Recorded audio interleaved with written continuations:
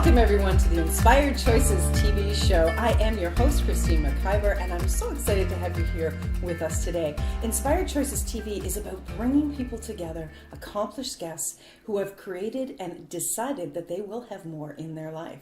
They're going to be sharing with each of us how they have done that and how they assist other people in doing the same. Today, I am speaking with one of my wonderful friends and my guest today, Juna Guder. Juna is an amazing woman. I'm so grateful that she's come to play with me today on the TV show. And we are going to be talking about choosing the unexpected. Juna is a woman of the world. She is traveling. She is creating many, many things in the world.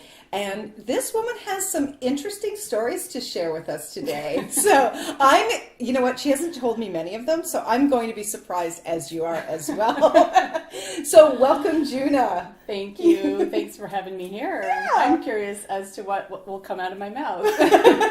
Well, you know what? Inspired Choices TV is all about let's just see where we go with our conversation and being real and being ourselves. Okay. So why don't we start with telling the viewers all about you and what you do in the world. Okay. So first of all, I call myself a body coach, and I work with people to help them get a deeper connection with their body. So many people, they're confused in the marketplace. What do I eat? When do I eat this? And all of that. So we just take the confusion out of things to help people get that connection back to their body so that they can ask their body questions and their body shows them how to change things that aren't working in their bodies. So I do classes, I do one-on-one sessions with people, and I've been doing this for about 10 years in this particular business, but my background is in dance and psychotherapy and fitness and health. So lots of stuff. Uh-oh. You're in trouble. Again. So I met Juna 3 years ago, actually, about this time. Yeah. This is April, yes. Yeah. I met Juna 3 years ago this month, and it was actually through Access Consciousness, which is a modality that the two of us have invited into our lives. Yeah. And Juna was one of my first facilitators, and it was very funny because when I went to the first class, I was like, these people are crazy. And I'm leaving. And it was a friend of ours that said to me, well, will you just wait till the end of the day? And by the end of the day, I was laughing and having so much fun. Yeah. And the kindness and the ease that you and Sabine were was absolutely phenomenal. So Yeah. it was fun. That's And here we are cool. 3 years later. Wow. And so much has changed from choosing the unexpected in my life and your life. Yes. And, how much does that change things when you're willing to just go jump Just jump. without knowing, not having a plan exactly, Right. but to be able to leap. And Right. that's what is really fun. Those choices in my life, I just kind of looked back and I go, wow, that's when I followed my desire and my heart's longing, and I didn't care what anybody else thought. Those were the choices that really informed my life and took me in these paths that have made me who I am today. Right. So grateful. So when you started out, so you were a dancer as a young woman, yes? No. I was a dancer as an old lady. I was 35. And Oh dear, you were Those- that old? Oh my God! So what was one of your first did you go to university or college, anything like that? Yeah, I did. But I mean, the dance part came in my 30s. So what Right. part? What do you want to know? Well, I want to go where Okay. were you at when you started out when you were in your 20s? So in my 20s, see, that was an unexpected choice, because what happened is I got pregnant at age 18. I had a baby, and I had been raised in a really conservative Christian religion, and so that was bad, that was wrong, that was totally an unexpected choice. And I totally own that choice. I didn't plan it, but I do own that choice. Right. And it totally changed the trajectory of my life. I started out with college, and I kind of went through the motions, but then got married. I kind of did all that stuff, and then got into social work, kind of finished my degree. And then what I really wanted to do was dance. So that kind of came later when my kids were teenagers and I was 35, and I'm like, I want to dance. I don't know how to dance. How can I learn how to dance? How can I learn to be with my body? Because my body was clumsy. My sister had been a dancer. And I'm like, I want to know how to use my body. I want to lift weights. I want to walk. I want to learn how this body thing is, because I was so cut off. I was a walking, talking head. I don't know if you can relate to that. Absolutely. But just cut off. Were you cut off before you had your kids, or when you became a mother? I mean, exactly. Just think about the conservative Christian religion that separates body and being, body and spirit. Spirit is elevated, mind and thinking is elevated, and your body is nothing. So of course, me being a rebel, I had to try that all out. I had to go to sex and drugs and all that stuff and be that. So I started that journey then, Right. got pregnant, and then I just pulled back from that and thought, oh, now I have to be a good girl again. And then I'm like, no, And that doesn't really work. did that have you cut yourself off even more? Yeah. When you decided you had to be a good girl? Yeah, because I did this really bad thing of being pregnant, not married, and then I had to pull back and do that. You're the So- only one in the universe that's ever done that, Judith. By the way, no one. Not me. So, yeah, that was one of those unexpected things. Cool. Yeah. So you started into dance. So was it just something that you did as an interest, as a hobby? Yeah, at first? it was an interest, and then I wanted to do more. It's like my whole being was calling me to dance, and then I'm thinking, what, are you crazy? This is when the great dancers, end their career, and I'm starting at 35, and I just knew I wanted to dance. I actually left my psychotherapy job, my social work job, and just said, I want to dance. And so I started dancing and dancing and dancing, taking classes and doing all that. And then I'm like, okay, now I'm going to put on the leotards and the spandex, and I'm going to go in front of my peers, my worst fear of my life, and I'm going to facilitate dance classes. So I did. And I started like one by one by one. So, that's one of the messages I have is to, I don't know, there's no message. Just go for for it. Even though it's not perfect. And that's what I did. Like my first dance class that I had, I didn't know what I was doing. And so I called a friend who had actually taught me how to do this particular dance. And I said, I've got half the routine learned. Can you come and help me? And she said, yeah, I'd be happy to. And we came in, and that kind of launched me into this whole thing. So like ready or not, here I come, and here we go, blast off to dance.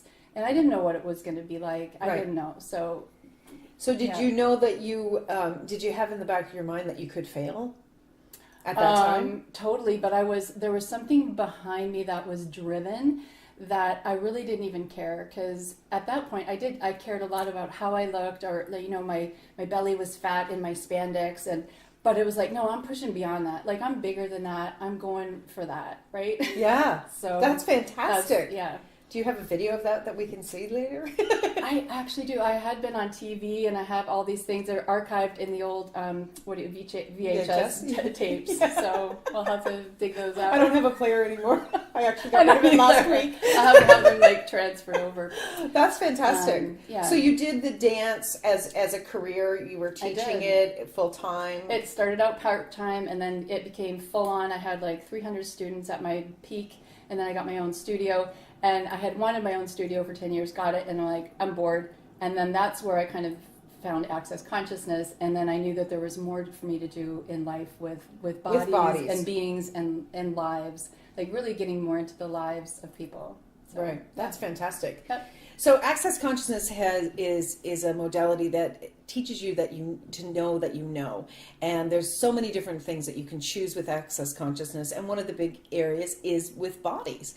And so Juna is a 3-day body process facilitator, and she teaches body processes. This woman, literally, I can still remember the very first time she touched my back, and my whole body went, oh. And she still does to this day. Yeah. And it's just amazing that the communication that you have with bodies, it's phenomenal. And everybody can have that. That's what I'm going for. And that's what I love to be on one-on-one sessions and these big classes. And that we can all have this deeper communication with bodies. We can actually touch a body and, sorry, it's cold. No, it's lovely.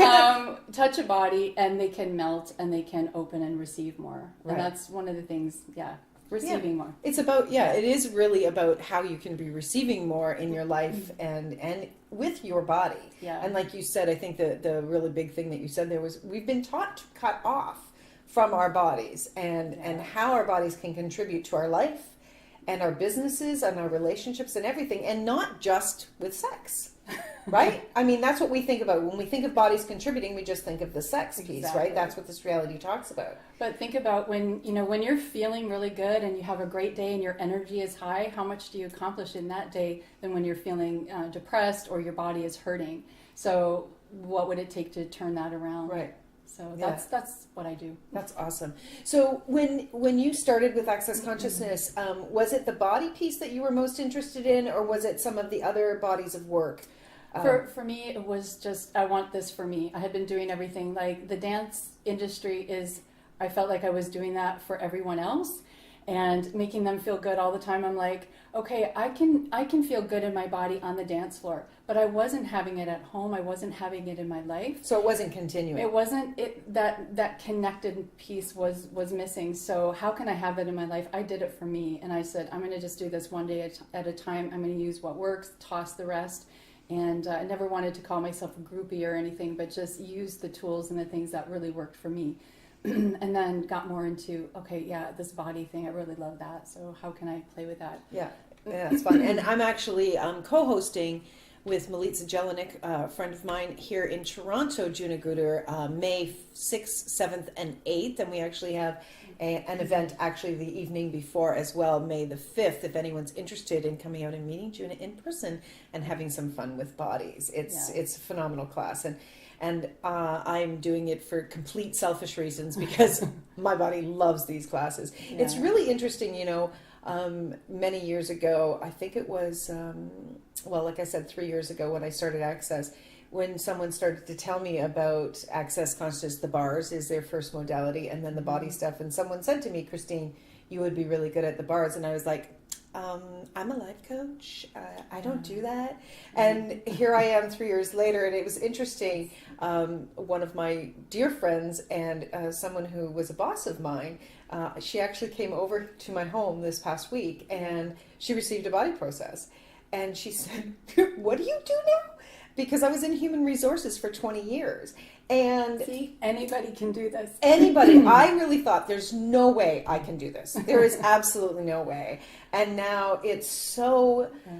What I love about it is you don't have to have this massive cognitive knowledge about doing it. And if you just keep choosing it, it can unfold quite easily. And now I love doing the body work. It's so much fun. Well, it's funny, like when I was a dancer and I was so like, this is what I do, I'm not a healer. I didn't connect that dancing and healing would go together at all. But so when I went to my first class and put my hands on the head, I thought, I don't do this. This is not me. And then of course it's totally me. But how many of us just resist everything that could be really a gift?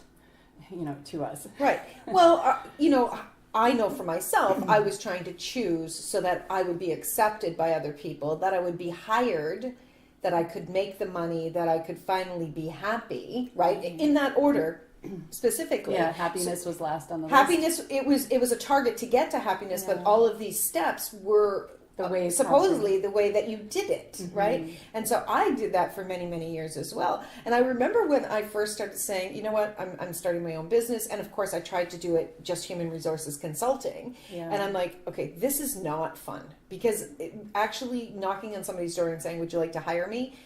That made me want to and I've done sales. I've done Alouette Cosmetics since I was 23 years old. I've done sales. Sales is not difficult for me, but doing that piece was like, no. Yeah. And so when I started to actually incorporate the coaching and I took my professional coaching training, I was like, oh my gosh, this is the piece of HR that I love so much, is the connecting with the people. Totally. And then as I branched into the body work, which was a complete surprise, I'm like, wow, this is really connecting. Yeah. So it really encompasses, when I went into the coaching, I said I did whole life coaching. Well, now I do whole coaching, it's the body, including the body, because what I have found was when we ignore that, when we don't have that piece in our toolbox, there's a lot that we can't facilitate with a person because it does get locked in there, right? Yeah. So what if the body and the being is way more connected than we ever thought? And the other thing is just how you had those unexpected choices too, and how so many of our watchers and listeners think that you have to do A plus B equals C, and how many of the people who are watching know that you've done it, you've succeeded, you've got the 23 years of this or that, the marriage, and then everything falls apart with a life crisis of some sort, and you're going, okay, now I'm ready to get real. what can I do? And that's where I think both you and I come in with with the coaching. And I mean, it's like, look at who you are, look at who I am. And it's kind of obvious to most people, of course you'd be a great coach. Of course I'm like a body person. But for our own selves, it's like, no, it's not good enough. Yeah. And we're trying to get ourselves right by this reality and trying to fit into all these steps. Well, trying to get it right really stops us from looking within ourselves. Because when we're trying to get it right, we're looking outside of ourselves. Yeah. And how many people are looking outside of themselves and they're not including themselves in their choices? Yeah. A lot of people will get, advice from other people and say, well, you won't make money, or there's too many people in that industry, or whatever. And, something that took me a while to kind of get was that competition was not real. I didn't really understand that. I went to business school, and marketing was one of my favorite courses. And of course we talked about how competition was good and healthy. Yeah. And then when you're somebody who's looking at a career and possibly thinking about going in another direction, you looking at the competition piece and you're like, well, like they're already doing that, or they have this area covered, or they have this district covered. Yeah. And now it's so not real that people will come to who they're attracted to, who sings their song, as it were, right? Exactly. And did you find the same thing when you started in this? Yeah, I mean, well, the competition piece, I'm highly competent and competitive. I'm competent and competitive. Competitively competent. No, and I love it. There's part of that for me that is like, and also competing with myself, but competing with others and making that, putting everything in compartments. I don't do that anymore because I know that people, they'll go to you for whatever, they go for me for whatever, and we all have bits and pieces to contribute to one another. Right. So that piece. Yeah, so that's another unexpected thing that's really surprised me. Cool. So in the unexpected, where are you going forward in your life now, Juna? I mean, you've accomplished so many things and enjoyed creating so many things. Where are you going forward? Well, one of the things that's really intriguing me these days is like being the dominant energy in my own life. And, and that's one of the keys to success in this whole thing is being the dominant energy. Not letting anyone else choose for you. Making the choices for yourself. If you let others choose, they will. So I kind of messed that up, but anyway. I'm following you. Yeah, so it's like being the dominant energy, and there's so many things that will pull you from family members and everything. It's like being willing to stay in your own truth and your own being of who you are, and saying no to people and things that try to get in the way. So that's one of my things that I'm just really on about, where I'm going. And that's what will help all of our watchers and listeners for the future is like, okay, so who are you? What do you stand for? And where are you going? Be willing to be the dominant energy. Be willing to ask questions. Be willing to choose. Be willing to be different and go beyond the status quo. That's something that also really intrigues me is to be really, really different. Because in that difference, there's like a magic, there's a spark that is the you, that is the me, that is the you, that will create something so much greater. Yeah. There's so many people that are not willing to really look within and really choose from themselves. Yeah. And being the dominant energy in your life is all about leaning into who you truly be and who you desire to be. And that leaning in it's rich and it's exciting and it's crazy scary at moments. And then all of a sudden this beautiful creation pops out in front of you and you're like, oh my God, this is what I do now. This is who I am now. It's like, wow, how did that happen? And then knowing even that can change and that can change. Yes. And not being afraid of change is another big piece is to be willing to jump, but with awareness also. It's not being willy-nilly and being stupid. It's about, okay, what could create more in my life? And not going to, pat answers. That's the other thing. Like we're like the old ways are just not working. So the new way, the old ways were like, oh, you got to do an affirmation. I'm happy, healthy, wealthy, and wise. Meanwhile, underneath, you're sick, sad, depressed, and broke.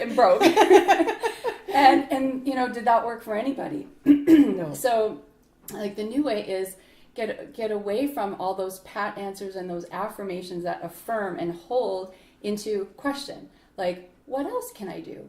Where else can I go? How does it get better than this? How does it get greater? And those questions are simple questions. It's not the, why am I so sucky? Why am I unhappy and depressed? Right. Like, how does it get better? And what else is possible? So those two questions for our listeners is just phenomenal to ask. One of my favorite questions is, how much fun could I have here? Yeah. How much fun could I have? Yeah. Because I know when I'm stepping into having fun, things just start the walls break down and things just start to come forward. And it's like, okay, that would be fun. Okay, cool. And that's how it shows up for me. But it can show up for people in many different ways. Yeah. And in this reality, some people say, oh, fun is superficial. It's, I've heard those voices like, what do you mean fun creates? You got to work hard. You got to be serious. You got to go to school. Well, what we teach is like, oh, you can touch a body and it can change. Yeah. How cool is that? And you could have, like, what if, with laughter and joy, you could change the world? Oh, we're doing it right now. So, Juna, I have 5 questions that I'd like to ask you. Okay. Juna has no idea what these questions are. So, Juna, what is your favorite inspirational quote, and how has it influenced you in your life? Go slowly, breathe, and smile. Nice. And how has it influenced your life?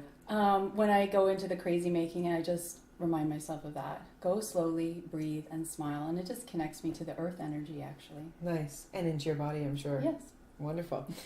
So what inspires you to get out of bed in the morning? The smell of coffee. That's awesome. I thought you were going to say your 2 dogs. Come on, lick your face. They do too. They paw my face. Yeah. What has been the most surprising thing that you've chosen in your life? Oh, after considering myself a straight woman, to jump in bed with a woman and call her my lover and be living with her for the last 10 years. I'm sure it surprised a lot of people besides yourself too. She's a wonderful woman, by the way. What is your greatest secret to creating the life you have? I would say, like that first one that I said, that be the dominant energy in your life. If you don't choose, others will choose for you. So Wonderful. Be willing to be the dominant energy. Fantastic. And what name, other than the one you own, would you like to be called by? Oh, Jasmine. Jasmine! That's my secret, secret name. Now, it's not a secret anymore. So, Jasmine, if you were going to leave one thought with choosing the unexpected with all of our viewers today, what would you like to tell them? I would say go with your heart's desire. You can't go wrong. Wonderful. Yeah. So, Gina, where can people connect with you? www.synergyinmotion.info. Okay, and we'll also have it at the bottom. Okay. Wonderful. Yep. And Facebook, Twitter, yes, LinkedIn, all that stuff. And so it's Juna Gooder, body worker, magic maker. Synergy in Motion. Synergy in Motion. Wonderful. Thank you so much for being here today. Thank you for having me. And I can't wait till May, till the body class. It's coming up soon.